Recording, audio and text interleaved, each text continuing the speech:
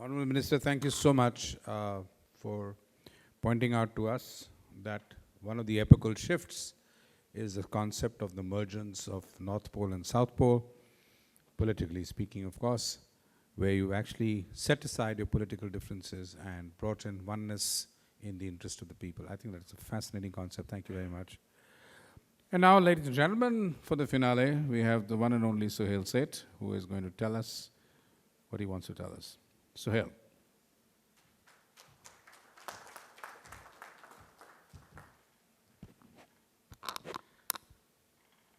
Good evening, ladies and gentlemen, members on the dais. Harry Dole is unarguably the poor man's Shekhar Gupta. Shekhar Gupta is known to moderate discussions where he speaks longer than the speakers invited to take part in the discussion. But I'm obviously not referring to that aspect of Shekhar Gupta here this evening in his absence. I'm a bit confused as to what we're speaking on. We got a very eloquent history lesson on karma, spirituality. Obviously, you skipped the portions dealing with Radhe Ma and her godliness. Then I got a lesson on why consumers must be treated, or citizens must be treated as consumers. I haven't understood how that is going to be the epochal shift in the idea of India. The gentleman, the activist from Speaker's Corner, obviously spoke from a perspective where he's yet to familiarize himself with India, and I suggest you do. You should just take a walk here. We have many speaker corners. Our parliament resembles an even unrulier mob of the Speaker's Corner at Hyde Park. You must switch on your television. We make Hyde Park look like kindergarten. I think we're living in some of the most troubled times ever. We have economic imperatives to deal with. We have political imperatives to deal with. We have citizenry imperatives to deal with. There is no India today. It's a misnomer. There's a guy who's fighting for Bihar. You see language that is debased, that is depraved at the highest echelons of our political leadership. You have people who are representing states and couldn't be bothered about the Union of India. You have an irresponsible opposition led by a young man who between holidays decides to become an activist and takes up causes in the most ridiculous manner. I mean, this is the kind of India we're living in. You have the RSS, which wants to influence education. Every element of education. You have some jokers who tell us that we invented the airplane. You will very soon see that we also invented cancer, Ebola, malaria, and the solutions or the cures thereof. The idea of India is missing because the idea of nationalism has escaped us. We have replaced national issues with regional parochial issues. We've replaced Indianism with religion, with caste, with creed, and that has been a pernicious influence of repeated governments, started most adroitly by who I would rate as the biggest destroyer of the idea of India, Indira Priyadarshini Gandhi.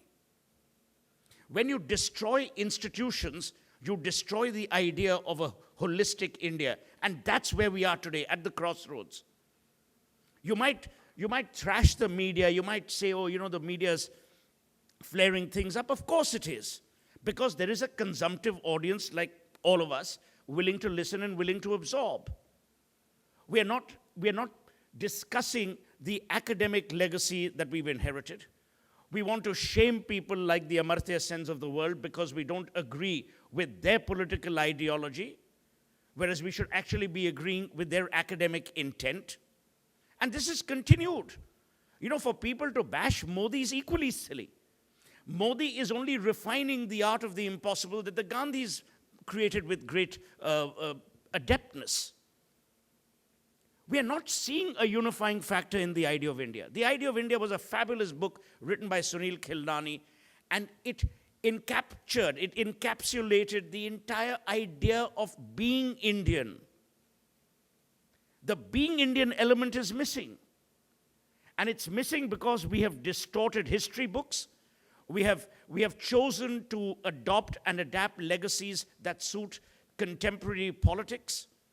And even in our institutions, revered institutions, we're staffing them with the silliest of people possible.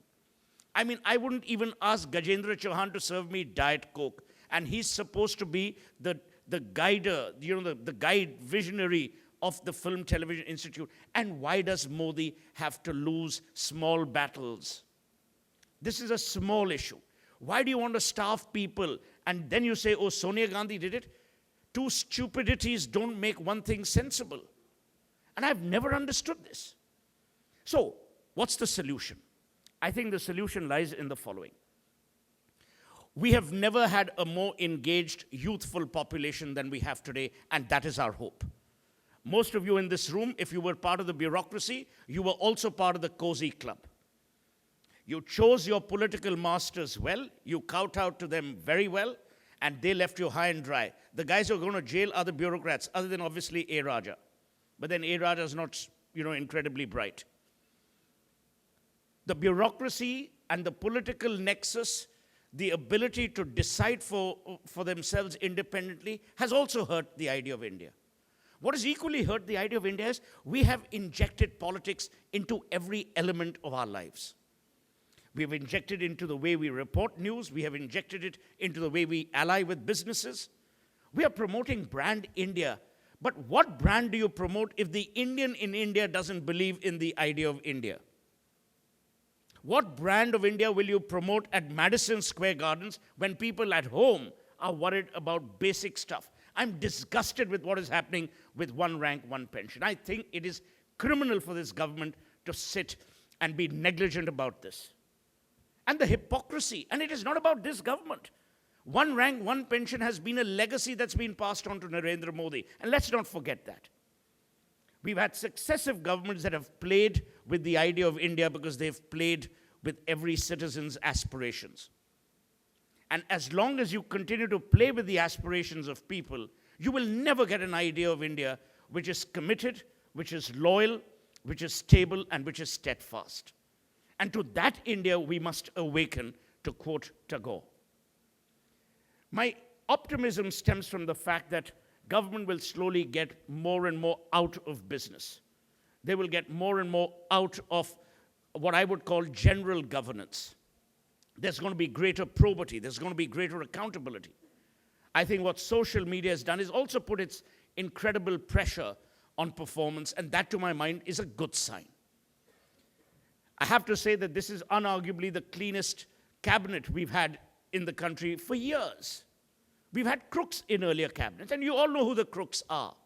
And most of those crooks get invited to conferences which Harry Dole hosts, occasionally. I'm just getting back at him. No, but the fact is, we know these people. The time has arrived, and we have begun to shame those people. To my mind, that's a great sign of the future of India. What is also a great sign of the future of India is we've begun to ask questions. We now have a prime minister who engages, whether it's Man Ki Baat or whatever. But the fact is, someone is talking. The last one refused to. So we are seeing, to my mind, significant changes. What we are also seeing today is the desire for India to look at development, and that, to my mind, is the epical shift. The shift is that people are voting for development, they are voting for food on the table, they're voting for dignity of life, and they're voting for livelihood.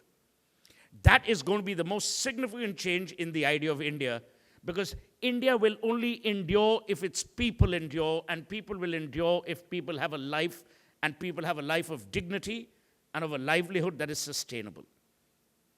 So if you're looking at an inflection point, or if you're looking at a point of change, or at a pressure point, that pressure point is the fact that today more and more Indians are willing to let caste aside and vote for development. They want roads. The Lalu Yadavs of the world will suffer, to my mind. Even the Badals have come back a second time in Punjab because of development. I don't know what's going to happen to them this time. That's provided Amrinder Singh and Bajwa, sort it out with each other, because I don't think the Congress has a hope in Punjab in the present circumstances. But if you look around the states, we are seeing this. Where I agree with Akhilesh's point is, we have unwittingly created a culture of patronage. In many ways, the idea of India today is similar to the idea of India during the British Raj. The Raj existed because there were people within India who were willing to accept patronage.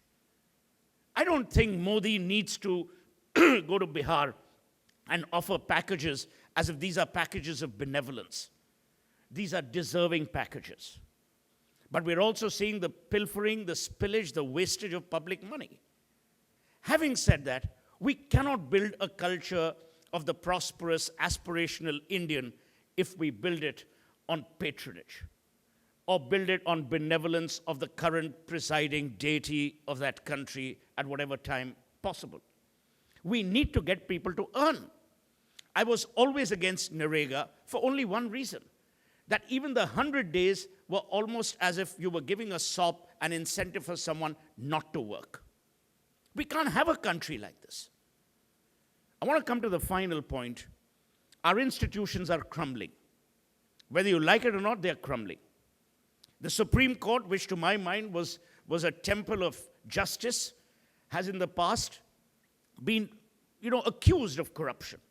K.G. Balakrishnan was unarguably the most corrupt Chief Justice India's ever had. And what do? We promote him, make him the National Human Rights Commission chairman. These are signals that need to change. The courts must be judicious, but they must be squeaky clean. Caesar's wife must be above suspicion and must be seen to be above suspicion.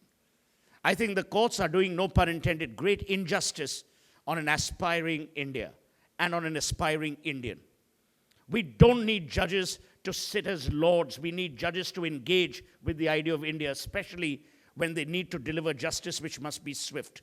We can't have courts listening to cases for years. It is reprehensible that the Supreme Court of India, in the Ansal case, allows these Johnnies to go away scot-free at 100 crores. Are we the UAE? With due apologies to your recent tryst with Sheikh Mohammed. We're not a country that believes in blood money. 13 years?